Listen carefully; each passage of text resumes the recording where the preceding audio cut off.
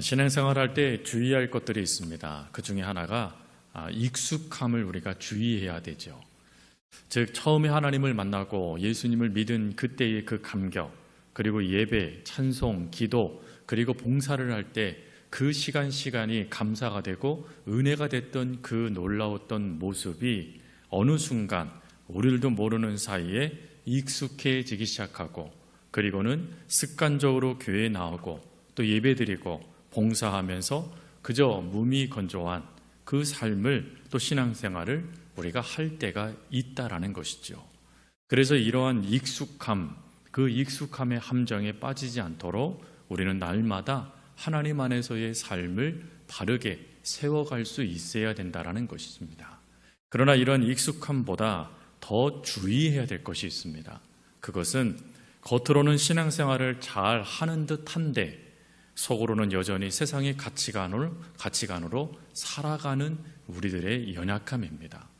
오늘 그 연약함의 대표적인 인물이 우리가 함께 읽은 이 본문 속에 나타나 있는 시몬이라는 사람입니다.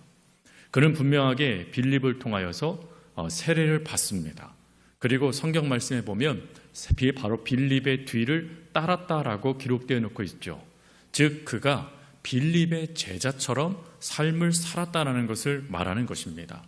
그러니 그의 모습은 어찌 보면 오늘날 열심으로 신앙생활하는 성도의 모습이고 칭찬받는 모습일 수 있습니다. 그러나 이에 대하여 성경의 평가는 정반대이죠. 성경은 뭐라고 평가하냐면 내 마음이 하나님 앞에 바르지 못하니라 라고 이야기를 합니다. 여기서 하나님 앞에 바르지 못하다라는 이것을 그냥 쉽게 설명을 하면 하나님이 평가하셨을 때 기준 미달이 되다라는 뜻입니다. 즉 하나님의 평가 그 기준에도 부합되지 못하는 그러한 잘못된 행동이라는 것을 말해주고 있는 것이죠. 그러면 오늘 본문을 통해서 먼저는 왜 시몬이 이러한 하나님의 평가를 들을 수밖에 없었는지 그 말씀을 오늘 본문을 통해서 우리가 살펴보면서 그 상황 속에 하나님께서 우리들에게 들려주시고자 하시는 교훈은 무엇인지를 4가지로 함께 살피면서 하나님의 말씀을 나누도록 하겠습니다. 먼저 첫 번째 하나님의 교훈은 성령은 하나님의 주권적인 은혜이다라는 것입니다. 여러분 15절부터 16절 말씀을 보면 놀라운 이해되지 못하는 하나의 상황이 등장합니다. 그것은 사마리아 사람들이 이미 믿고 예수님을 믿고 세례를 받았습니다.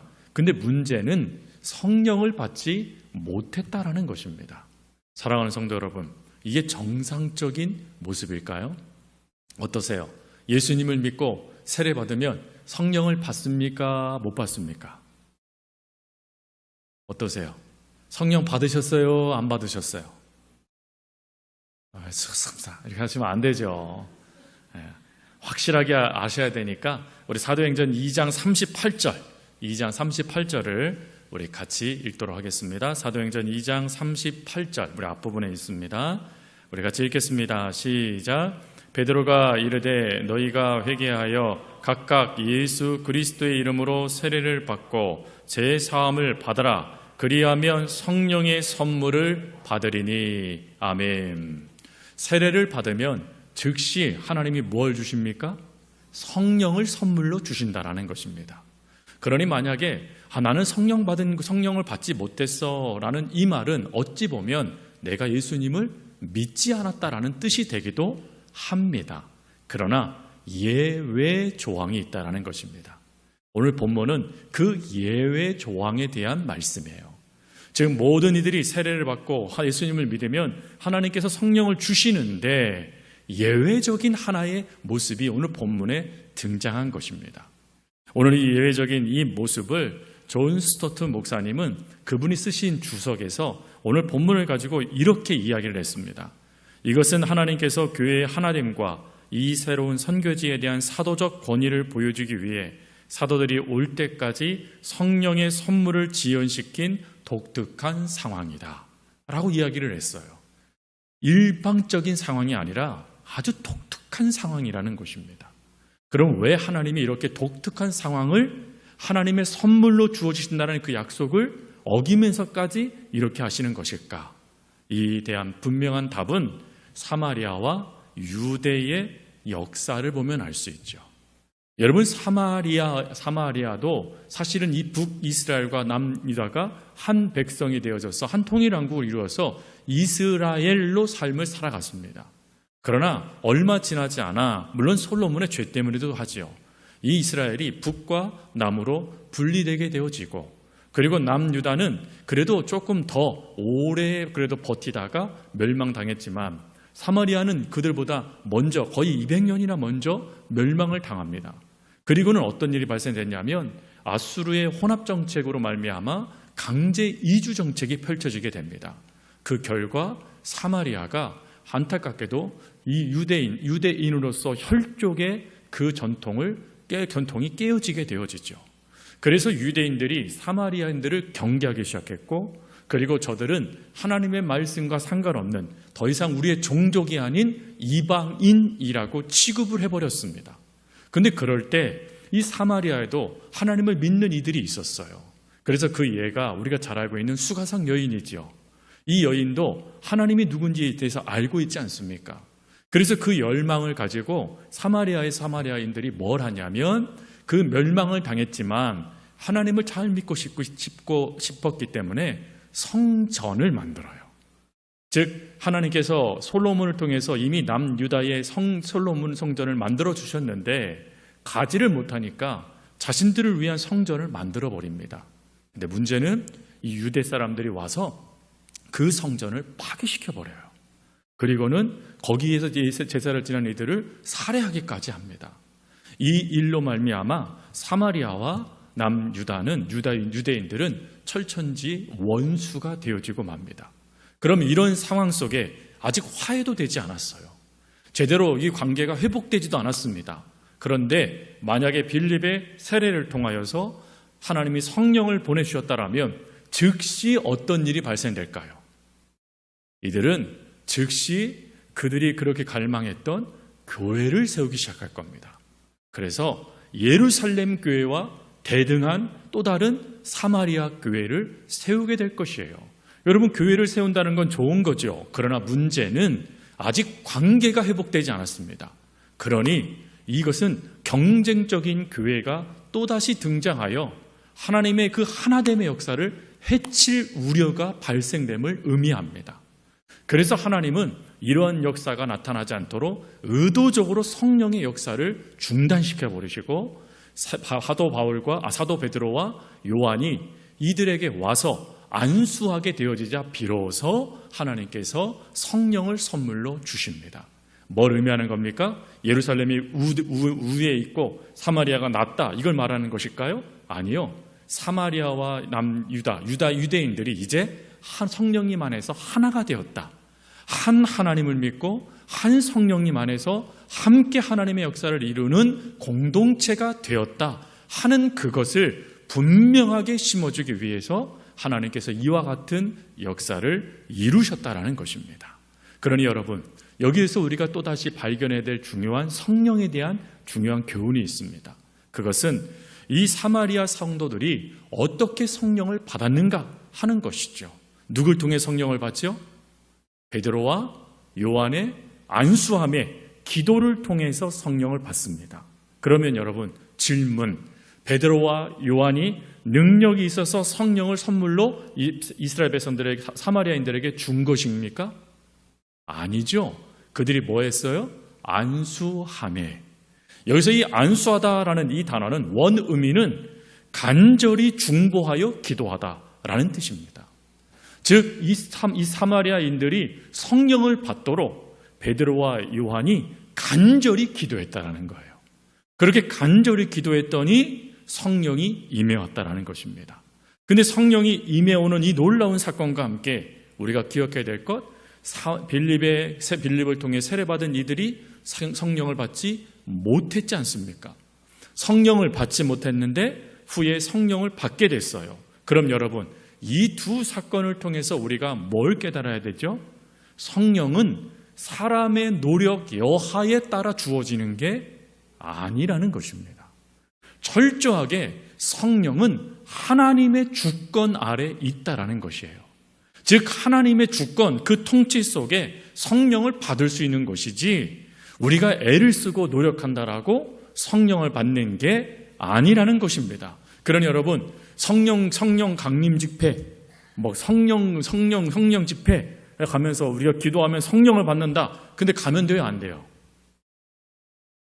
그런데 가시면 돼요, 안 됩니까? 대답을 안 하세요, 오늘. 식사 안 하셨어요? 네. 안 되죠. 왜요? 성령은 누구의 권한입니까? 하나님의 권한이에요. 하나님께서 주시기도 하시고 또 하나님께서 약속하신 것을 잠시 하나님의 선한 목적에 따라 멈추시기도 하세요. 즉 성령님은 이미 우리 안에 계신 것이죠. 선물로 받았으니까. 그러니 내가 성령님 오시옵소서라는 게 아니라 성령 받은 우리의 삶이 하나님의 기쁨의 삶이 되도록 성령 충만함을 받아야 되는 것이죠. 그러니 우리가 성령 충만과 성령을 받는 것을 혼동해서는 안 된다는 것입니다. 이미 우리는 성령을 받았습니까? 못 받았습니까? 받았습니다. 또 나중에 오셔서 저도 기도 제목으로 성령 받게 해주세요 그러면 예수님 다시 처음부터 믿으셔야 돼요. 성령은 받았죠. 중요한 것은 왜 삶이 하나님 안에서 올바르지 못할까요? 성령의 충만함, 성령의 능력을 경험하지 못하기 때문에 그렇습니다. 그러니 우리는 두 번째를 놓고 기도하면 된다는 것이죠. 그리고 이제 두 번째 우리가 말씀을 통해 살필 것은 하나님의 은혜를 거룩하게 대하여야 한다라는 것입니다. 성령이 이 베드로와 요한을 통해서 사마리아인들에게 역사되기 시작하자 여러분 즉시 시몬이 어찌합니까? 돈을 꺼내요. 돈을 꺼내고 뭐라고 말하냐면 그거 얼마입니까? 제가 사겠습니다 라고 한 거예요. 아마 어떤 분은 이걸 좋게 생각해서 야, 저가 얼마나 성령을 정말 받고 싶었으면 저럴까 하는 생각을 가질 수 있어요. 그러나 여기에 함정이 있죠. 그가 뭐라고 얘기합니까? 내가 성령을 주겠다는 겁니다. 내가 그 성령을 선물로 성령을 내가 돈 주고 사서 내가 남들에게 그 성령을 주겠다는 거예요. 그럼 결국 지난 우리가 2주 전에 살폈던 이 시몬이 누구냐라고 했을 때 그는 스스로를 높이는 자, 자기 이름을 드러내고 싶은 자라고 말씀드렸잖아요. 그러니 그는 하나님을 믿었음에도 불구하고 옛 가치관을 버리지 못한 채 심지어 하나님의 능력도 나를 드러내는 도구로 삼으려고 했다라는 것을 말하는 것입니다. 그러자 베드로가 어찌하냐면 20절에 뭐라고 말하냐면 네가 하나님의 선물을 돈으로 살 수 있다고 생각하느냐? 네 은과 함께 너가 망할지어다 라고 말합니다. 여러분, 이 말은 저주가 아니에요. 이 말은 책망입니다. 즉 지금 이 베드로는 지금 이 시몬이 하나님의 놀라우신 성품과 같은 그 은혜들을 내 것으로 상품처럼 여겨버리는 그 모습에 대하여 경계하도록 그를 경고하고자 지금 이러한 무서운 엄중한 말로 말을 하고 있는 것입니다. 그래서 이 말을 신학자들은 뭐라고 표현하냐면 하나님 앞에 신성모독하는 죄를 더 이상 짓지 않게 하기 위한 베드로의 경고다라고 이야기를 합니다. 즉 성령은 하나님의 놀라운 역사를 통해서 임해오는 것입니다. 그런데 그것을 상품 가치로 바꿔버리는 거예요. 이걸 사도 바울은 성령 회방죄라고 이야기했습니다. 성령을 회방하는 무서운 죄라는 거예요. 즉 그가 그가 갖고 있었던 잘못된 생각이 죄를 범하도록 오히려 만들어버리는 촉매가 되고 말았다라는 것이고 그 촉매가 안타깝게도 하나님의 놀라운 능력을 상품처럼 평가절하하여 내가 부릴 수 있는 것으로 바꾸어버렸다라는 것입니다. 그래서 사도 바울이 이 모습을 경계하고자 엄중히 꾸짖은 것이 바로 네가 은과 함께 망할지어다 라고 말한 말입니다. 성도 여러분, 그런데 여기서 우리가 우리의 삶을 좀 점검하셔야 돼요.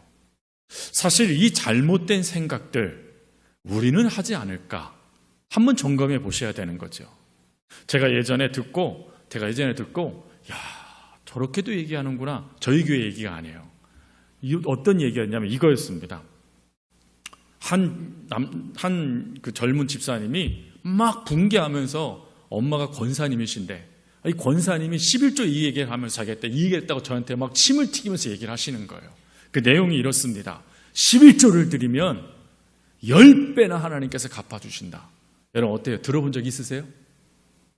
역시 우리 교인들은 달라요. 이런 얘기는 안 들으시잖아요, 아예. 그런데 의외로 이런 이야기를 하시는 분들이 많아요. 하나님께 11조를 드리면 하나님이 몇 배나 갚아주신다. 말라기를 봐라 하면서 말입니다. 그런데 여러분, 이것은 신앙이 아니죠. 투자죠, 투자. 하나님 앞에 지금 투자를 하고 있는 거예요. 내가 하나님 앞에 11조 투자를 하는 거예요. 그거 신앙 아닙니다. 심지어 어떤 분들은 새벽기도 1년 동안 빠지지 않으면 복 받는데요. 하나님이 하는 소원 다 이뤄주신대요. 여러분 맞습니까? 그럼 목사들은 다 복 받아야 되잖아요. 안 그래요? 근데 아니에요, 여러분. 또 어떤 분 이런 말을 하세요. 예배 열심히 들으면 사업이 잘 될 거라고. 그럼 사업하시는 분들 중에 힘드신 분들 계시잖아요. 예배 못 들으셔서 그래요? 아니죠, 여러분. 우리들도 모르는 사이에 하나님을 향한 순수한 믿음, 바른 믿음을 자꾸 상품처럼 바꾸어버리는 연약함이 우리들 가운데도 있다라는 것이에요. 그래서 오늘 이 사도 베드로의 이 꾸준함이 결국 나에게도 해당될 수 있다라는 것을 우리가 늘 기억해야 된다라는 걸 말해주는 것입니다. 그리고 세 번째요.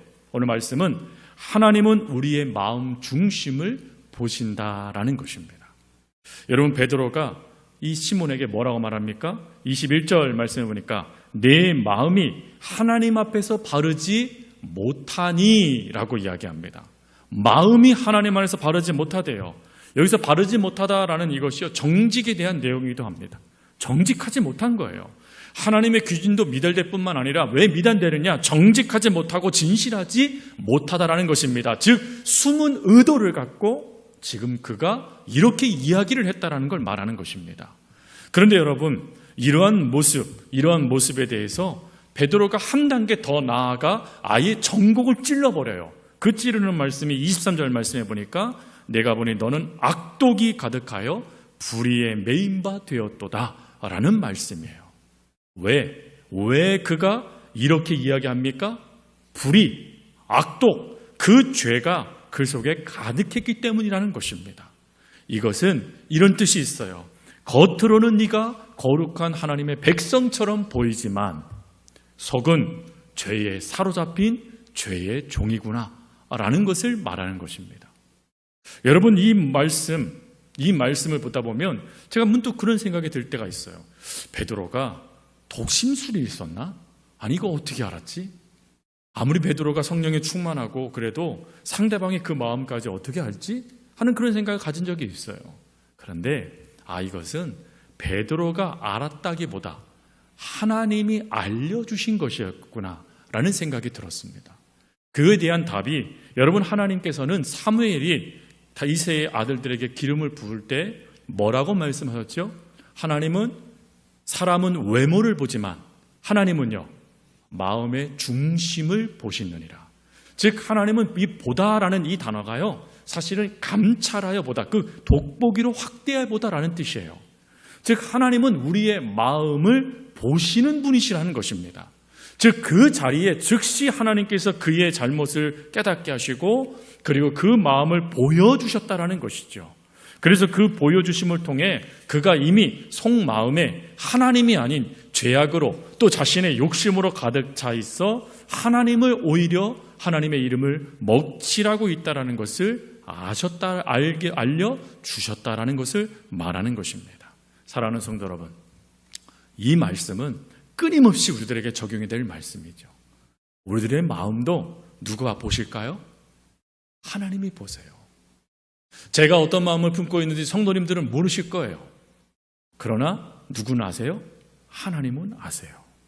그러니 여러분 이 말씀을 통해서 우리는 경고로 삼고 하나님께서 내 마음을 아시니 나는 하나님 안에서 늘 점검받는 내가 되어야 되겠구나 라는 것을 깨닫고 그렇게 실천하는 것이 우리에게 하나님이 원하시는 모습이라는 것입니다. 꼭 기억하세요. 하나님은 우리의 마음을 아세요.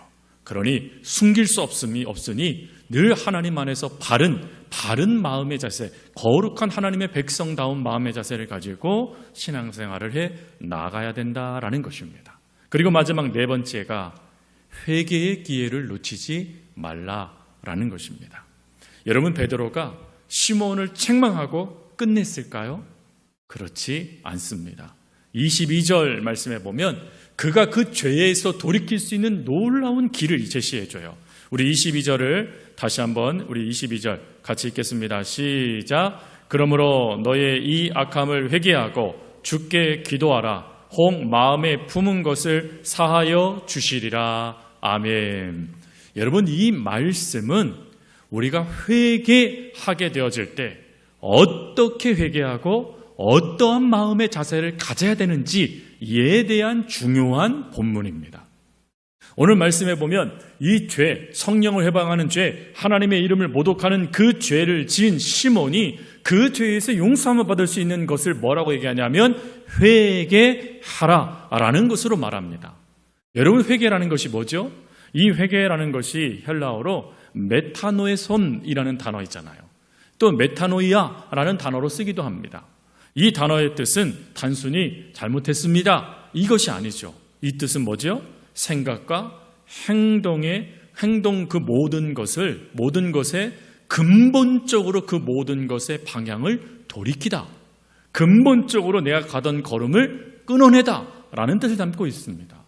즉, 먼저 이 시몬이 지금 하나님 앞에서 잘못한 것을 깨닫고 지금 그 삶을 먼저 끊어내는 결단을 해야 된다는 것입니다. 그러면 결단만 하면 돼요, 안 돼요? 안 되죠, 여러분. 이 결단을 하고 우리가 잘못한 이 삶에 대하여 하나님의 용서를 받아야 되잖아요. 그래서 용서함을 받기 위해 두 번째 뭐 하랍니까? 주께 기도해라 라고 이야기합니다. 여기서 이 주께 기도하다라는 이것은 회개, 결국 하나의 방법밖에 없다라는 거예요. 바로 기도로 하나님께 나아가는 방법밖에 없다라는 걸 말하는 것입니다. 기도로 하나님께서 우리들의 죄를 용서해 주실 것을 믿고 그 하나님 앞에 끊임없이 기도로 나아가라 라고 말하는 것이에요. 기도, 회개의 가장 중요한 방법이라는 것입니다. 그리고 마지막 세 번째가 혹 마음에 품은 것을 사하여 주시리라 라고 말씀한 거예요. 여러분, 이 말씀을 오해하시는 분들이 계세요. 이 말씀은 하나님이 용서해 주실 수도 있고 용서해 주지 않을 수도 있어 라는 말씀으로 받는 분들이 계세요. 그 뜻이 아닙니다. 이 말씀의 혹이라는 이 단어의 표현은 전심으로 라는 뜻을 갖고 있어요. 이 무슨 말이죠? 회개하며 하나님 앞에 용서함을 구하기 위해서 기도할 때 전심을 다하여 진실한 마음으로 하나님께 기도하라라는 뜻을 담고 있는 거예요.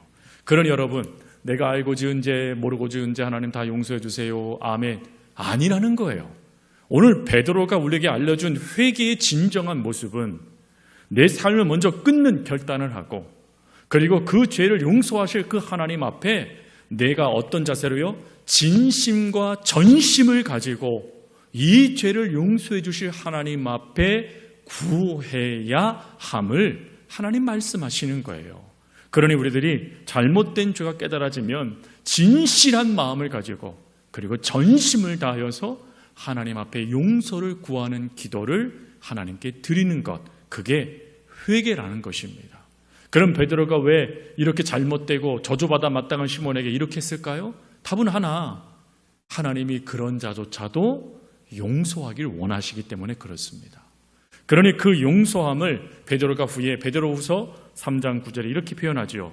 주의 약속은 어떤 이들이 더디다고 생각하는 것 같이 더딘 것이 아니라 오직 주께서 너희를 대하여 오래 참으사 아무도 멸망하지 아니하고 다 회개하기에 이르기를 원하시느니라.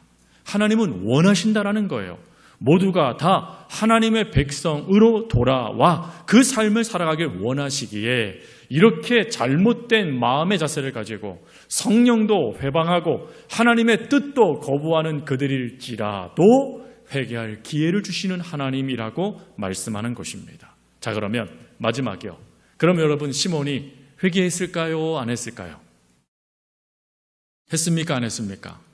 자, 회개했는지 안 했는지를 보시기 위해서 24절 보셔야 돼요. 24절 시작. 시몬이 대답하여 이르되 나를 위하여 주께 기도하여 말한 것이 하나도 내게 임하지 않게 하소서 하니라. 아멘. 기도했습니까? 안 했습니까? 여러분, 회개는 남이 하는 겁니까? 내가 하는 겁니까? 내가 하는 거죠. 놀라운 것은 성경은 그 다음에 내용을 이야기하지 않습니다. 그런데 요세푸스라는 이스라엘의 역대기에 보면 이 시몬은 어떤 자가 되냐면 이단의 우두머리가 됩니다. 그럼 뭘 의미하는 걸까요? 그는 회개하지 않았습니다. 돌이키지 않았다라는 거예요. 성경은 그 여지를 열어버립니다. 즉 분명하게 베드로는 네가 회개하고 주께 기도하여 전심과 진실을 다하여 하나님께 나아가라라고 이야기했어요. 그런데 시몬은요, 나를 위해 기도해 주세요 하고는 끝내버립니다. 사랑하는 성도 여러분, 중요한 것은 이러한 시몬의 모습, 이러한 시몬의 연약함들이 우리 가운데도 나타날 수 있어요. 그래서 내가 기도해야 되는데 나는 기도하지 않고 남에게 맡겨버리고 내 삶을 돌이키지도 않고 그 삶을 끊임없이 살아가는 연약함들이, 악함들이 우리 가운데도 있을 수 있다는 것입니다.